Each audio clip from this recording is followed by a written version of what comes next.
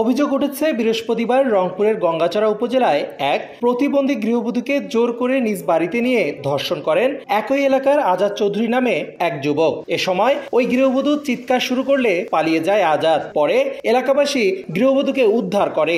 School টানিয়ে টানিয়ে গেছে মুক্তিবিদের বাড়ি শেষে আমার মুক্তিবিদ আমাকে পাঞ্জাকে ধরছে তিনবার করছে আমার বেলা করছে আসি আমি গা ধুছি আমি বিশ্বাস।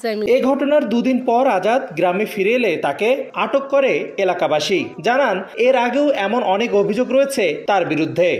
হাত দিয়ে জোরপূর্বক বিচ্ছেদ করাইছে। এটা যে তা না, এর আগেও অনেক এই সমস্ত কাজ করছে। মেয়েটার তো সংসার ভাঙলো, তার সাথে কয়েকটা জীবন নষ্ট।